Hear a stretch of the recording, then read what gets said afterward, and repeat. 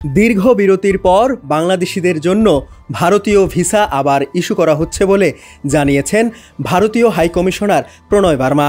গেল বুধবার রাজধানীর বারিধারায় ভারতীয় হাইকমিশন প্রাঙ্গণে আয়োজিত নেটওয়ার্কিং ও জ্ঞান বিনিময় অনুষ্ঠান ফার্মা কানেক্টে তিনি একথা বলেন।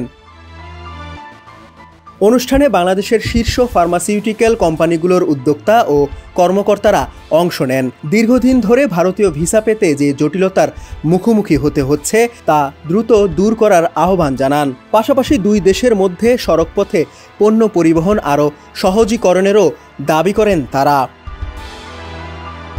ভারতের বিশ্ববিখ্যাত ফার্মাসিউটিক্যাল মেলা CPHI PMEC ইন্ডিয়া 2025-এ বাংলাদেশের অংশগ্রহণ সামনে রেখে এই আয়োজন করা হয়। আগামী 25-27 নভেম্বর নয়াদিল্লিতে অনুষ্ঠিত হবে এই প্রদর্শনী। অনুষ্ঠানে হাইকমিশনার প্রণয় বার্মা বলেন, আইনশৃঙ্খলা পরিস্থিতি এবং সক্ষমতার সীমাবদ্ধতার কারণে কিছু ভিসা আবেদন কেন্দ্র সাময়িক বন্ধ রাখতে হয়েছিল।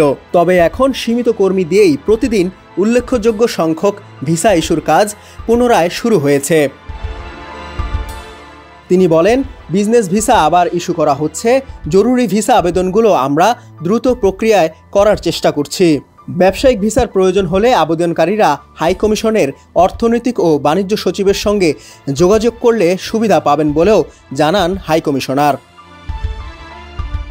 ডেস্ক রিপোর্ট, সমকাল।